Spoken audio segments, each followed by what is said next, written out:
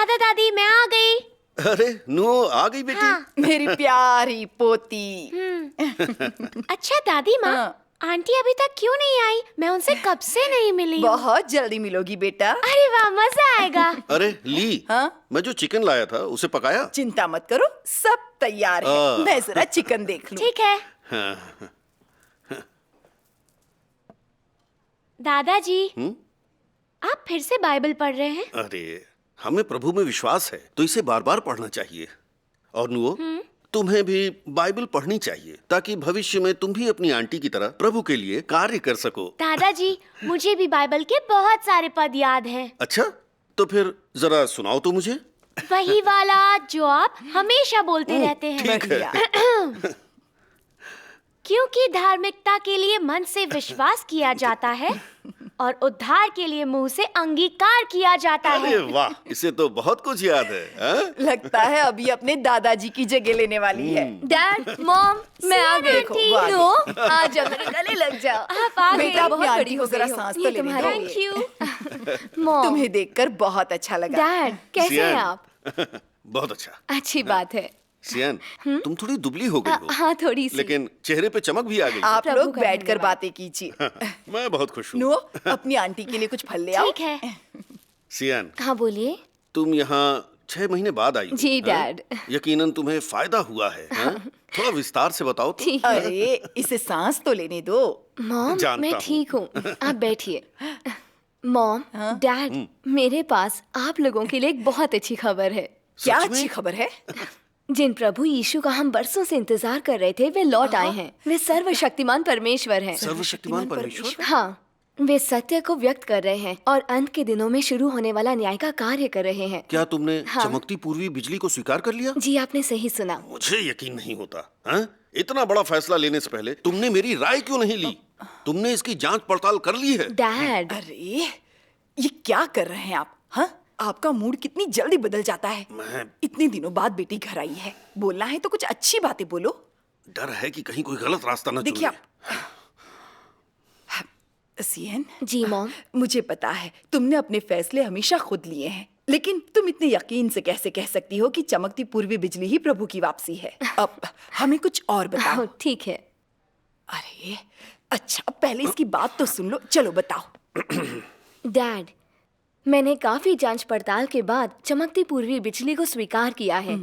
मैंने सर्वशक्तिमान परमेश्वर के वचनों को जाना है और सब सत्य है। सर्वशक्तिमान परमेश्वर ना सिर्फ इंसान की भ्रष्टता का न्याय करते हैं, बल्कि वे लोगों के पाप करने के मूल कारण को भी प्रकट करते हैं।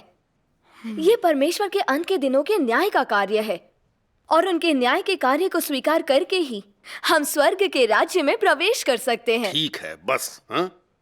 मैंने सर्वशक्तिमान परमेश्वर के वचनों को कभी नहीं पढ़ा है और मैं ये भी नहीं जानता कि ये सत्य हैं। मगर चमकती पूर्वी बिजली गवाही देती है कि सर्वशक्तिमान परमेश्वर के न्याय के कार्य को स्वीकारने के बाद ही हम स्वर्ग के राज्य में प्रवेश कर सकते हैं, जो मुझे स्वीकार नहीं है। रोमियो में क्या कहा गया है कि यदि तू यीशु को प्रभु जानकर अंगीकार करे और माने कि परमेश्वर ने उसे मरे हुओं में से जिलाया, तो तू निश्चय उद्धार पाएगा। क्योंकि धार्मिकता के लिए मन से विश्वास किया जाता है फिर वही कर और रही हैं। उद्धार के लिए मुंह से अंगीकार किया जाता है। हमें पहले ही धार्मिक कहा जाता है और हम अनुग्रह द्वारा बचा लिए गए हैं। जब प्रभु आएंगे तो वे हमें सीधे स्वर्ग के राज्य में आरोहित कर देंगे और वे सुनिए डैड, ओहो, आप इतना नाराज क्यों हो रहे हैं? इतने बड़े मसले पर मैं नाराज कैसे न हूँ? गुस्सा मत कीजिए। डैड पानी पीजिए।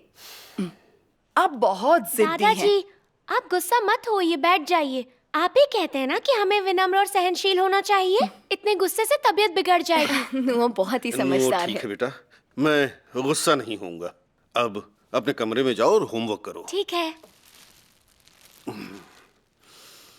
याद रखना, विनम्रता और सहनशीलता। हाँ, कितनी अच्छी बच्ची है। डैड पानी लीजिए। सीएन, तुम्हारे डैड सही कह रहे हैं। हमें बस प्रभु यीशु के नाम में आस्था रखनी है कि प्रभु यीशु ही हमारे उद्धारक हैं और हम स्वर्ग के राज्य में प्रवेश करेंगे, और इस बात को कोई झुटला नहीं सकता। मॉम, डैड, हम प्रभु में विश्वास रखकर अनुग्रह के द्वारा उद्धार पा सकते हैं, लेकिन क्या इसका अर्थ ये है कि हम स्वर्ग के राज्य में प्रवेश कर सकते हैं? क्या बाइबल में ये कहीं लिखा है? बाइबल में? मुझे नहीं लगता ऐसा बाइबल में कहीं लिखा है। अब मुझे आप बाइबल को समझते हैं, आप बताइए। हाँ, वाकई ऐसा बाइबल में कहीं नहीं लिखा। अगर लिखा होता तो ये पहले ही बाइबल का हवाला दे देते। ठीक है, तुम अपनी बात कहो। क्योंकि प्रभु यीशु ने ऐसा कभी नहीं कहा, तो क्या हम उद्धार पाकर स्वर्ग के राज्य में प्रवेश कर सकते हैं? क्या ये महज धारणाएं और कल्पना नहीं है? धारणाएं और कल्पना? हाँ, तो क्या ये स्वर्ग के राज्य में प्रवेश का आधार बन सकती हैं? ये सही है कि प्रभु यीशु ने कभी नहीं कहा कि उद्धार पाकर हम स्वर्ग के राज्य में प्रवेश कर सकते हैं, लेकिन पूरा धार्मिक जगत इस बात को मानता है। वो लोग शायद गलत नहीं हो सकते। डैड, क्या उनकी स्वीकृति का मतलब ये है कि वह प्रभु के वचनों से सहमत है? क्या वह प्रभु की इच्छा को दर्शाता है? स्वर्ग के राज्य का प्रभु कौन है? स्वर्ग के राज्य में प्रवेश के मानकों का अधिकार किसके पास है? प्रभु के वचनों के आधार के बिना अगर लोग कहते हैं कि उद्धार पाकर हम स्वर्ग के राज्य में प्रवेश कर सकते हैं, तो क्या यह लोगों को गुमराह करना नहीं है? अरे डैड, क्या आप उद्धार के मायने जानते हैं? अगर आप प्रभु यीशु के छुटकारे के कार्य की पृष्ठभूमि को देखें तो आप समझ जाएंगे। पृष्ठभूमि को? हाँ, मुझे बताइए ना, क्या पृष्ठभूमि है?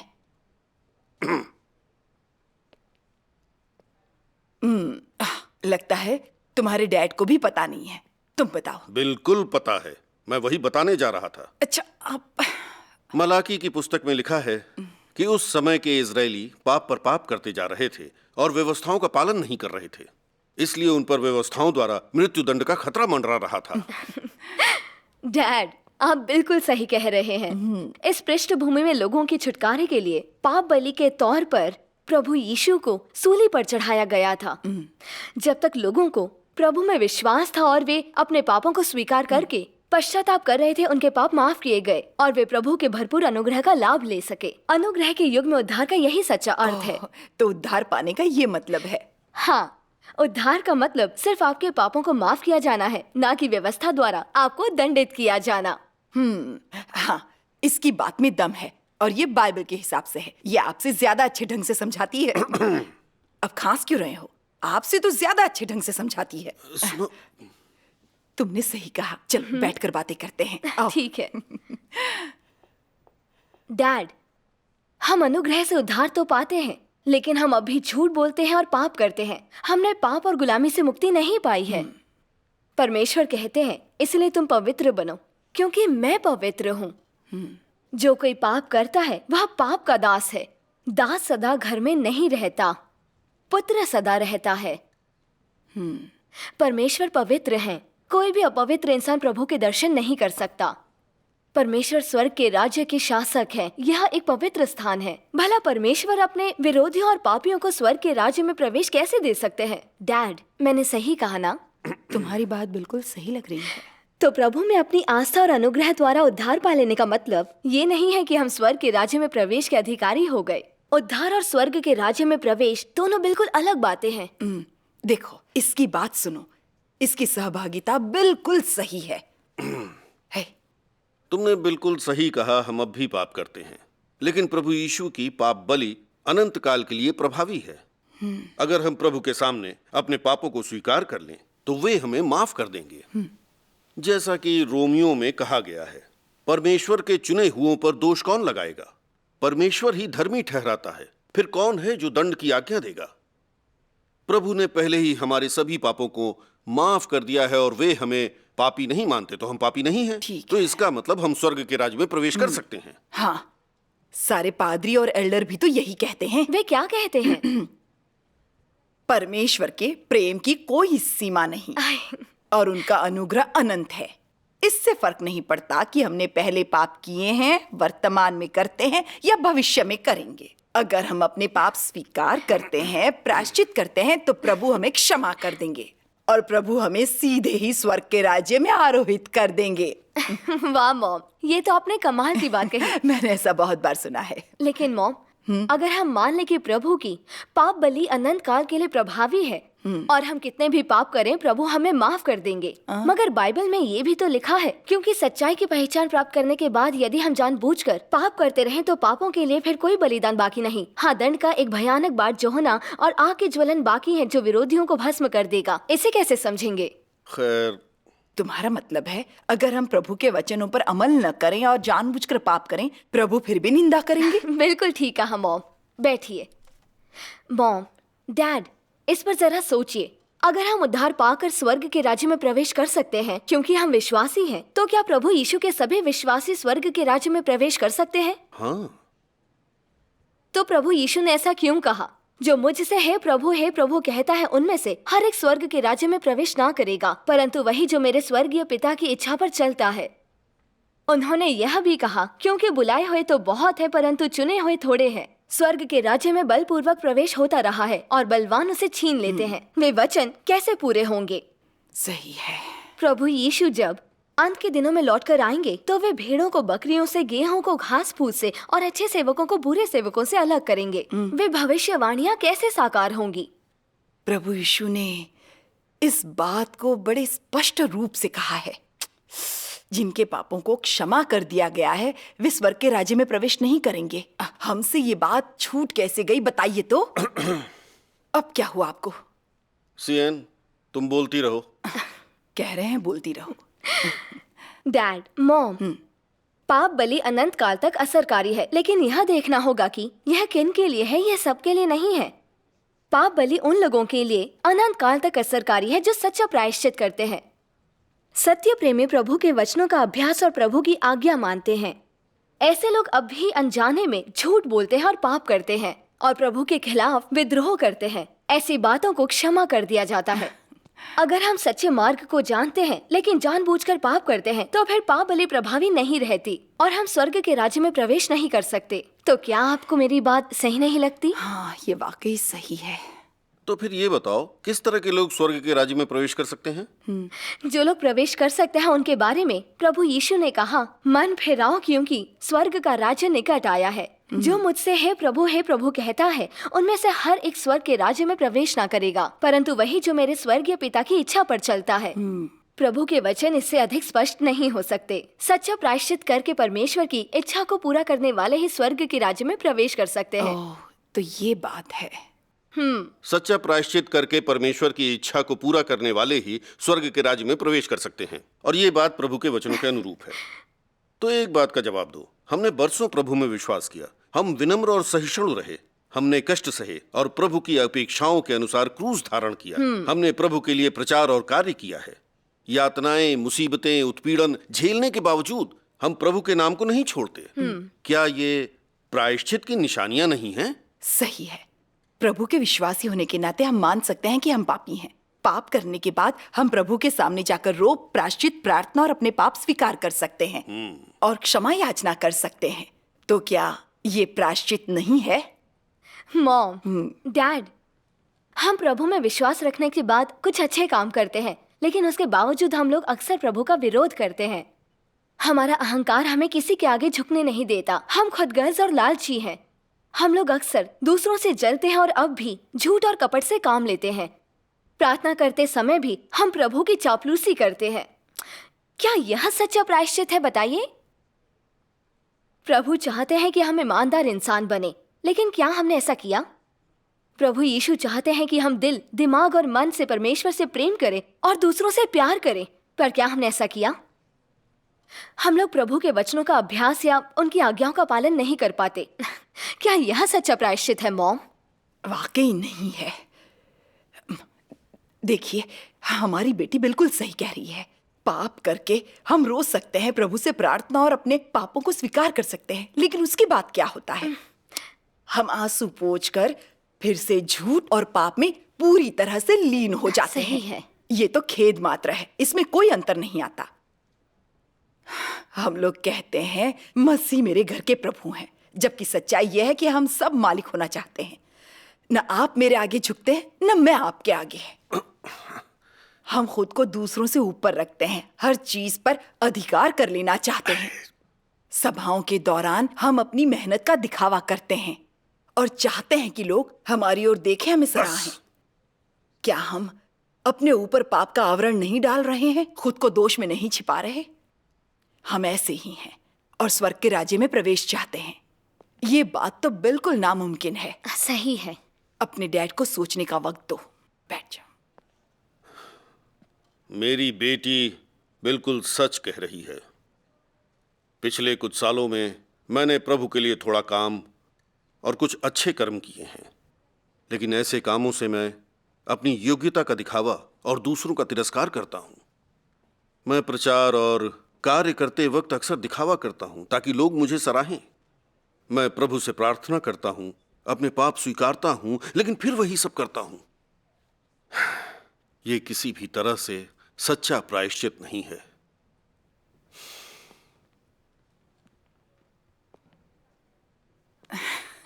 मुझे आप भी ना अपने आप से क्या बड़बड़ा रहे हैं। एक कहावत है, कुआं जितना गहरा होगा पानी उतना साफ होगा। वैसे ही सत्य पर हम जितनी अधिक सहभागिता करेंगे हमारे दिलों में उतना ही अधिक उजाला होगा। ये बात सही है ना? हमें इसकी बात ध्यान से सुननी चाहिए। मैं तब से सुन ही तो रहा हूं। हाँ, तो कुछ समझ में आया? तुम भी क्या सवाल कर रही हो? हाँ? मैंने कभी कोई अनुचित बात की है क्या? ये बहाना बना रहे हैं। सीएन, जी। तुमने अब तक जो कहा उस बात में दम है। हाँ? तो मैं सुन रहा हूं। परमेश्वर का धन्यवाद। मैं चाहता हूं कि तुम मुझे खास तौर से सच्चे प्रायश्चित के मायने बताओ। हाँ? डैड, क्या आपको याद है कि मत्ती 22:37-39 में क्या लिखा है? तू परमेश्वर अपने प्रभु से अपने सारे मन, प्राण और बुद्धि से प्रेम रख। बड़ी और मुख्य आज्ञा तो यही है, और उसी के समान यह दूसरी भी है कि तू अपने पड़ोसी से अपने समान प्रेम रख। आमीन। प्रकाशित वाक्य में भी भविष्यवाणी है, धन्य वे हैं जो अपने वस्त्र धो लेते हैं, क्योंकि उन्हें जीवन के वृक्ष के पास आने का अधिकार मिलेगा और वे फाटकों से होकर नगर में प्रवेश करेंगे। जहाँ तक मैं प्रभु के वचनों को समझी हूँ, सच्चा प्रायश्चित तब होगा जब लोग पाप करना या परमेश्वर का विरोध करना बंद कर दें। जब हमारी पापी प्रकृति शुद्ध हो जाती है, जब हम परमेश्वर के वचनों का अभ्यास कर पाते हैं और परमेश्वर का विरोध नहीं करते, जब हम खुद को परमेश्वर के प्रेम के लिए ही खपाते हैं और निजी इरादों की पूर्ति नहीं चाहते, और जब हम सब कुछ मात्र परमेश्वर का आज्ञा पालन करने हेतु करते हैं, ऐसे सच्चे प्रायश्चित से ही हम स्वर्ग के राज्य में प्रवेश कर सकते हैं। ये बात बिल्कुल सही है। डैड, जरा सोचिए, हम में से प्रभु के किस विश्वासी ने सच्चा प्रायश्चित किया है? उन प्रसिद्ध आध्यात्मिक हस्तियों, पादरियों और एल्डरों के बारे में सोचिए। वे बाइबल से परिचित हैं, मेहनत और काम कर सकते हैं, दिखावे के लिए अच्छे कर्म भी कर सकते हैं, लेकिन उनमें से कौन है जिसने पाप के बंधन से बचकर सच्चा प्रायश्चित किया हो? ऐसा तो हमें एक भी नहीं दिखता। सही है। इतने वर्षों तक हमने भी पाप से बचना चाहा है, लेकिन आखिर हम पाप से बच क्यों नहीं पाए? ये वाकई समस्या तो है। प्रभु के विश्वासी पाप के बंधन से बच क्यों नहीं पाते हैं? आइए सर्वशक्तिमान परमेश्वर के 2 अंशों को पढ़ें। जरूर। ठीक है। ला, पहला अंश मैं पढ़ती हूँ। ठीक है। लेकिन जरूर, रुको, जरूर, तुम जरूर। कभी कभी तो यकीन नहीं होता ये औरत। यद्यपि यीशु ने मनुष्यों के बीच अधिक कार्य किया है, उसने केवल समस्त मानव जाति के छुटकारे के कार्य को पूरा किया, और वह मनुष्य की पाप बलि बना और मनुष्य को उसके भ्रष्ट स्वभाव से छुटकारा नहीं दिलाया। शैतान के प्रभाव से मनुष्य को पूरी तरह बचाने के लिए यीशु को न केवल पाप बलि के रूप में मनुष्यों के पापों को लेना आवश्यक था, बल्कि मनुष्य को उसके स्वभाव, जिसे शैतान द्वारा भ्रष्ट कर दिया गया था, से पूरी तरह मुक्त करने के लिए परमेश्वर को और भी बड़े कार्य करने की आवश्यकता थी।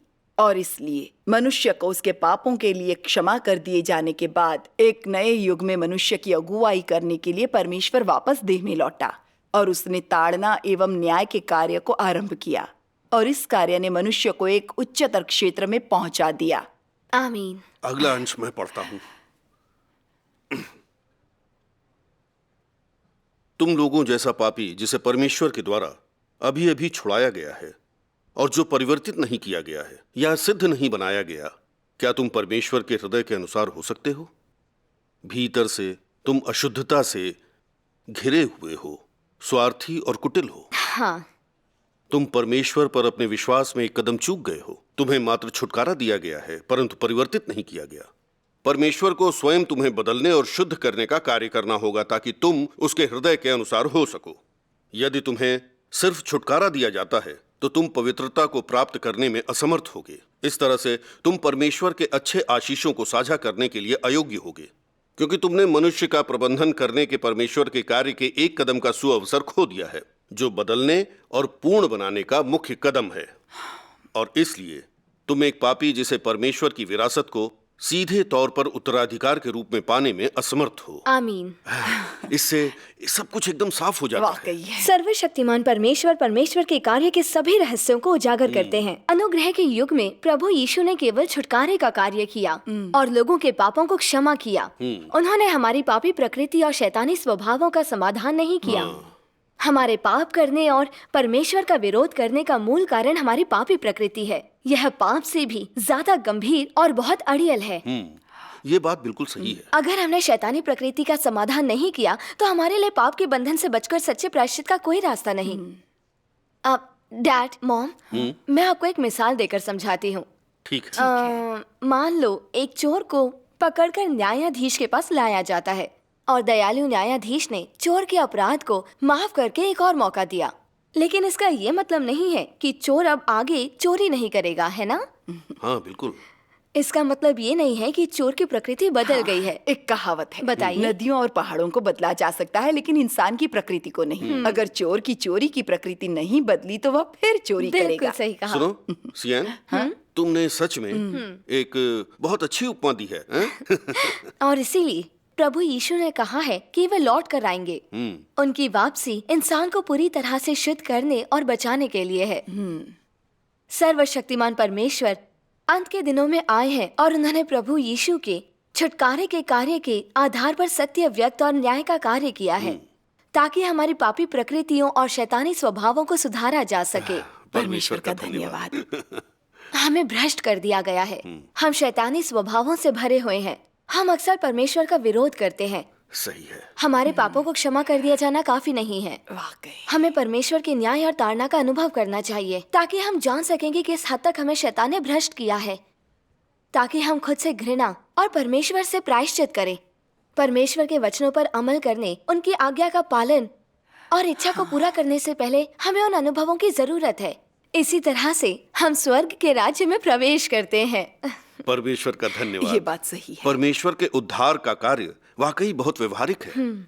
अगर हमें पाप के बंधन से बचना, प्रायश्चित करना और स्वर्ग के राज्य में प्रवेश करना है तो हमें अभी और परमेश्वर के न्याय और शुद्धिकरण के कार्य से गुजरना होगा। सही बात है। मैं अब तक पूरी तरह से अपनी ही धारणाओं पर निर्भर रहा। सोचा अगर प्रभु मुझे क्षमा कर दे तो मैं स्वर्ग के राज्य में प्रवेश पाऊंगा, और एक बार अगर बच गया तो हमेशा के लिए बच जाऊंगा। इसलिए सर्वशक्तिमान परमेश्वर के अंत के दिनों के कार्य की गवाही पर मैंने जांच पड़ताल नहीं की। मैंने प्रभु के स्वागत का मौका करीब करीब गवाही दिया। हाँ सही है।